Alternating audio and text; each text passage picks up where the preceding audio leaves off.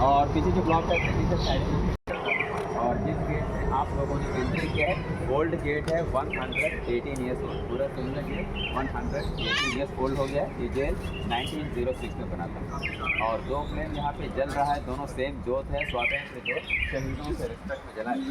पहला था opening ceremony 2004 अगस्त 9, उस समय के पेट्रोलियम मिनिस्टर मणिशंकर अय्यर जी के द्वारा किया गया, 24 आवर्स जलता रहेगा।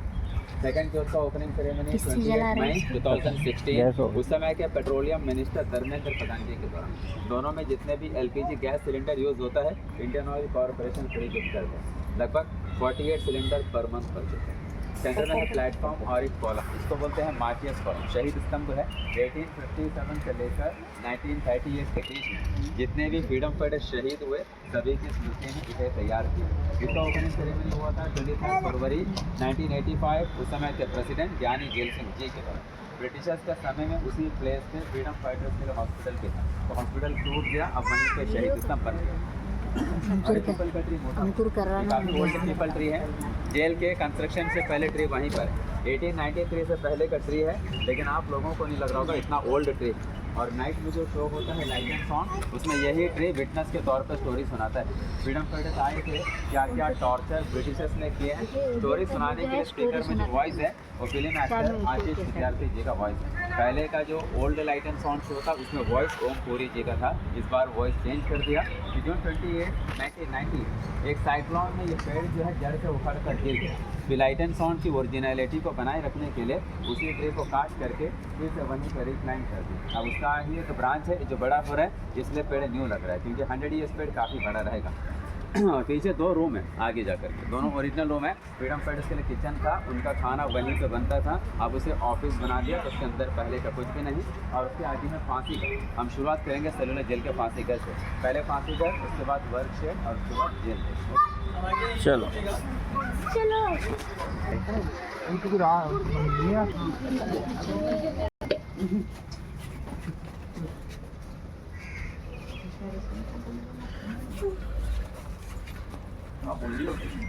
बोलिए भाई, आप सब सुन रहे हैं। और ये गैलोस यहीं पे हैंग करते थे। गैलोस जो है ब्रिटिशर्स के समय में ओपन था, ओपन में हैंग करते थे, पूरा रूम है न्यू, ऊपर एक वुडन का बीम है ओरिजिनल है, रोप चेंज हो गया। At a time 3 person hang कर सके ऐसा सिस्टम भी था। अंदर लेफ्ट साइड में एक लोहे का लीवर है, वो खींचेगा, प्लेटफॉर्म नीचे को खोलेगा, नीचे 8 फीट डेप्थ है, फिर हैंग हो जाता था, डेथ हो जाता था, बॉडी नीचे से कलेक्ट करके पीछे लोहे का गेट है वहीं से बॉडी बाहर ले जाते थे। यहाँ देख करके दरवाजे से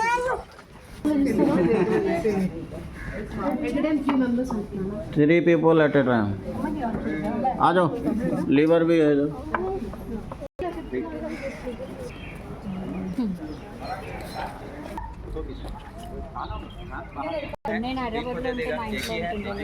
लेकिन प्लेटफॉर्म पूरा खुलेगा। క్యాంటీన్ తర్వాత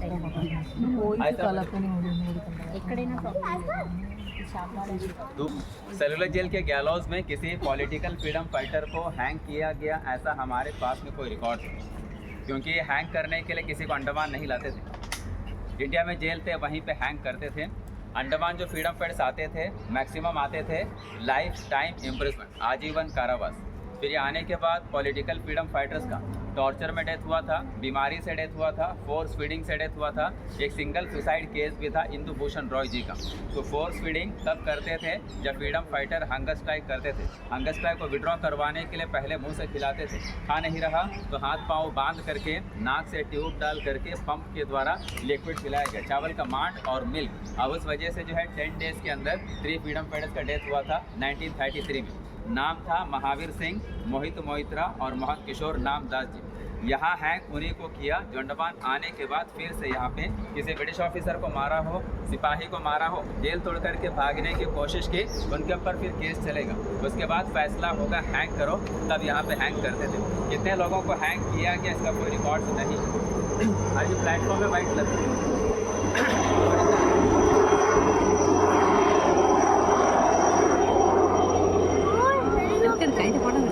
मॉर्निंग प्रेशर को यहीं पिलाते थे, बिठा करके स्नान करवाते थे, रिलीजन के हिसाब से प्रेयर करवाते थे, लास्ट विश पूछा जाता था, उसके बाद ही उनको हैंग कर देना। अभी हो जाएगा सर जी आपको। अरे बाद में पढ़ना।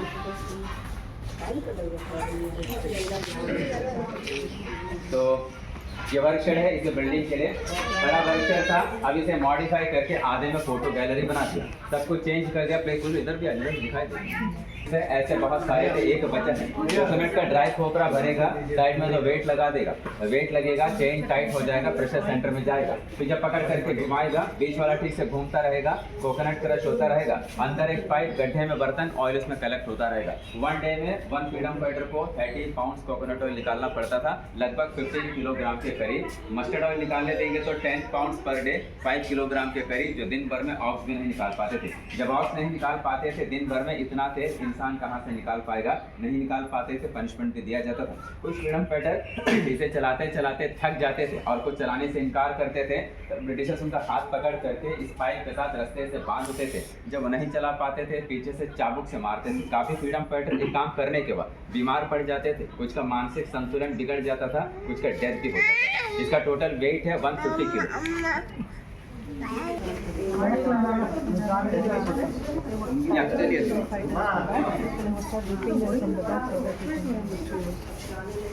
तो पहला है ओरिजिनल, ये आर्टिफिशियल है, किस तरीके से चलाते थे दिखाएगा। और वहाँ फ्रीडम फाइटर बैठ करके नारियल का छिलका निकालते हैं। छिलका निकालने के बाद छिलके को कूटेंगे, छिलका सॉफ्ट होने के बाद बाहरी छिलके को हटा देंगे, फिर अंदर का जो कॉइल है उसे पानी में भिगोते थे। फिर जब मॉइस्चर हो जाता था फिर बाहर निकालते थे, कूट कर धूप में सुखा कर इस मशीन में रोल करेंगे, बनेगा रस्सी। अब रस्सी बनाने का काम किसी भी फ्रीडम फाइटर को देता था तो शाम तक उनको 4 पाउंड रस्से तैयार करना है। शाम में अंग्रेज बैठेंगे तौलने के लिए, जिनका 4 पाउंड हो गया पनिशमेंट नहीं तो पनिशमेंट के लिए तैयार रहे। पनिशमेंट आगे है, ये मशीन ओरिजिनल। जेल का सबसे हार्ड पनिशमेंट ही था, फ्रेम ओरिजिनल है, इसे बोलते हैं फ्लॉगिंग फ्रेम, हिंदी में टिकटिकी। फ्रीडम फाइटर को उसके ऊपर चढ़ाने के बाद पाँव को ब्लॉक करते थे, कमर में बेल्ट बांधते थे, हाथ में हथकड़ी। मारते वक्त फ्रीडम फाइटर इधर उधर हिल भी ना पाए। फिर एक पतला सा टॉवल गीला करके पहनाते थे बैक साइड में, यही मारते थे चाबुक से। वहाँ मारे तो चमड़ी उधर जाता था, खून के फव्वारे निकल जाते थे। फिर वो फ्रीडम फाइटर न बैठ सके न सो सके। मारने वाला भी इंडियन था। जेल में पॉलिटिकल फ्रीडम फाइटर्स भी आते थे, नॉर्मल क्रिमिनल भी आते थे, चोर डाकू लुटेरे। उनमें से जो हट्टा मुस्टंडा होता था, जो दिमाग से कम होता था, क्रूअल ज़्यादा, उनको ब्रिटिशर्स काम पे रखते थे। किसी को बनाते थे पेटी ऑफिसर, किसी को वार्डर, किसी को जमादार। इनका ये फायदा, खाना बढ़िया मिलता था, मार खाने का ज़रूरत नहीं, हार्ड वर्क करने का ज़रूरत नहीं। और फ्रीडम फाइटर्स के लिए टॉयलेट बाथरूम, दिन भर बाहर काम करते थे, नीचे ग्राउंड है, कॉमन टॉयलेट बाथरूम था, यूज़ कर सकते थे। इवनिंग 6 से मॉर्निंग 6 लॉकअप करेंगे, अंदर कोई टॉयलेट नहीं, सभी को क्ले का पॉट मिलेगा, जो करो पॉट में करो, रात भर बदबू में रहो, अगले दिन स्वीपर क्लीन करके बाहर। खाना खाने के लिए लोहे का प्लेट, दाल चावल रोटी सब्जी उतना ही देते थे कि जिंदा रहे पेट भरने के लिए। चावल में कंकड़, सब्जी में रेत, दाल में कीड़े, साफ सफाई वाला खाना नहीं। ड्रिंकिंग वाटर दिन में 2 टाइम्स ही मिलता था, वो भी क्लीन वाटर नहीं। और नाइट में कोई लाइट नहीं, अंधेरे में रहते थे। सोने के लिए वुडन का बेड मिलता था, बेड का विड्थ इतना रहेगा, हाइट इतना होगा, लेंथ 6.5 फीट। एक बेड एक ब्लैंकेट सभी को मिलता था।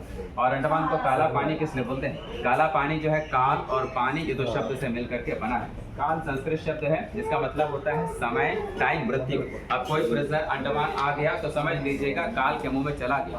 पानी जो है अंडमान निकोबार द्वीप समूह के चारों तरफ 1000 माइल सी है। यदि कोई प्रिजनर भागे तो कहाँ तक? आसपास के फॉरेस्ट में, वहाँ जाते थे। जो ट्राइब्स होते थे आदिवासी, वो मारते थे। जंगल में खाना भी नहीं मिलता था, मलेरिया पकड़। इस वजह से अंडमान से कोई भाग नहीं पाया और इसी वजह से अंडमान काला पानी के नाम से जाना जाता है।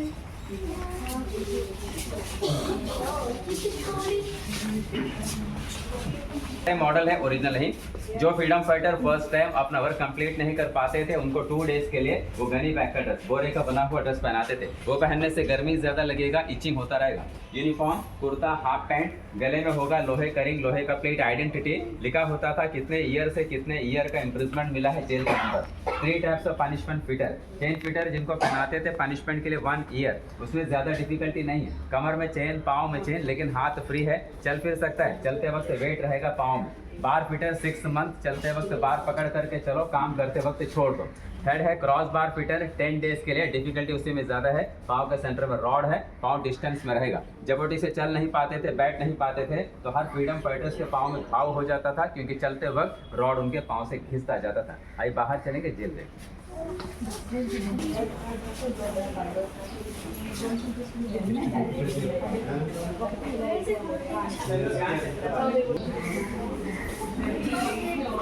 फिर हमारा सेक्शन को काला पानी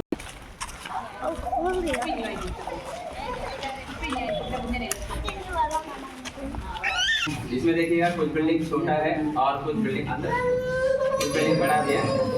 अंग्रेजों का ऐसा प्लान था जेल का ज्यादा पार्ट सी से लगा होना चाहिए। जो सी से लगा था स्लाइडिंग एरिया, लैंड कम, वहाँ पे लेंथ कम कर दिया, और जहाँ पे लैंड ज्यादा था वहाँ पे लेंथ ज्यादा कर दी। इसमें छोटा बिल्डिंग पे बड़ा बिल्डिंग है। इस जेल को बनाना स्टार्ट किया था 1893, कंप्लीट किया था 1906। 13 ईयर्स लगे थे जेल बनाने में। एस्टिमेट था 5,17,352 रुपीज, टोटल हो गया 7,83,994 रुपीज। 30 मिलियन ब्रिक्स यूज हुआ, 3 करोड़ ब्रिक्स अंडमान में तैयार, बाकी मटेरियल बर्मा। जब जेल बना साइकिल व्हील की तरह था, 7 बिल्डिंग थे और 693 सेल्स। 1 सेल में 1 पर्सन ही रखते थे। रूम का length 13.5 feet, width 7.5 feet, height 10 feet. Ventilation भी है, बैक साइड 8 फीट ऊपर, ताकि फ्रीडम फाइटर अंदर से बाहर देख ना पाए। हर बिल्डिंग को ऐसा बनाया है, एक बिल्डिंग का फ्रंट दूसरे का बैक, ताकि दोनों बिल्डिंग्स के बीच कोई कम्युनिकेशन ना रहे। बीच में है वॉच टावर। अभी हम लोग वॉच टावर के नीचे खड़े हैं। टॉप पे रहेगा single guard, boundary wall watch करेगा। उनके अलावा 21 separate security guards day night watch करते थे। हर फ्लोर पे गार्ड रहता था। फर्स्ट रूम सिक्योरिटी गार्ड का, उनका डोर बड़ा, फ्रीडम फाइटर का डोर छोटा है, और डोर का लॉक डोर के लेफ्ट साइड काफी दूर में है। हाथ में की मिलेगा तो भी लॉक खोल ना पाएगा। और डोर के राइट साइड में एक छोटा डोर बना रखा है खाना देने के लिए। अब हमारे पास आउट ऑफ 7 3 ब्लॉक्स बचे, 1 है, 7 है और 6 है, बाकी ये 4 बिल्डिंग टोटली डैमेज हो गया। 1941 अंडमान में एक भूकंप आया था। भूकंप में मेन हिस्सा टूट गया वॉच टावर का टॉप। उसके बाद 1942 से 45 सेकेंड वर्ल्ड वॉर में अंडमान में जापानीज ने कब्जा किया था 3.5 साल। उस दौरान उन लोगों ने बंकर्स बनाने के लिए जिसमें से काफी ब्रिक्स निकाल लिया। फिर आज़ादी के काफ़ी साल के बाद 1964 जेल का जो हिस्सा रहने लायक नहीं रहा, खराब हो गया, उसे हटा करके वहाँ पे हॉस्पिटल बना दिया। उस हॉस्पिटल का नाम रखा गया गोविंद बल्लभ पंत, जो यूपी के पहले चीफ मिनिस्टर थे। इस जेल को बनाने का जो इंजीनियर था उनका नाम था मैक्लेन, और इस जेल का क्रूएल जेलर का नाम था डेविड पेरी, जो आयरलैंड के रहने वाले थे। उनका टाइम रहा 1905 से 1919। उसके बाद उनका तबीयत बिगड़ गया, उनको शिप में चढ़ा करके कलकत्ता पहुंचा दे। कलकत्ता पहुंचने के साथ ही डेविड पेरी का भी डेथ हो गया। इस वजह से उनके बारे में कहा जाता है, वतन परस्तों को अपने वतन से दूर रखने वाला खुद आखिरी घड़ी अपने वतन का मुंह न देख पाया। इसका हम सेकंड फ्लोर पे चलेंगे, वहाँ पे मेरा स्क्रीन खत्म हो जाएगा। फिर आप लोग कमरा जिनको सारे रूम देख सकते हैं, उसके छत पे टॉप पे जाके फोटोग्राफी पॉइंट देगा।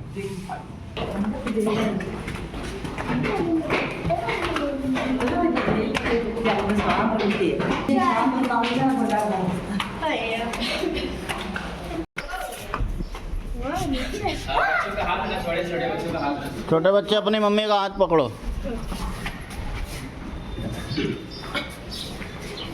बताना खत्म होने के पहले आप इसी फ्लोर में कमरा देखेंगे। फर्स्ट रूम सिक्योरिटी गार्ड का, बाकी सब सेम रूम है। 42 सेल्स खुला हुआ है। लास्ट रूम है वीर सावरकर जी का, देखिए वापस नहीं से आएंगे। बिल्डिंग से टावर आने के बीच में वुडन का कनेक्शन है। ये कनेक्शन भी अंग्रेजों के समय में टेम्प्रोवरी था। जब ब्रिटिशर्स आते थे वुडन का प्लैंक डालते थे, बाद में उसको हटाते थे ताकि फ्रीडम फाइटर टावर आ ना पाए। अब इसे परमानेंटली फिक्स कर दिया। 3 ब्लॉक्स बन गए, 176, बाकी 4 टूट के यहाँ पर हॉस्पिटल बन गया। गवर्नमेंट हॉस्पिटल है, सब कुछ यहाँ पर फ्री सर्विस।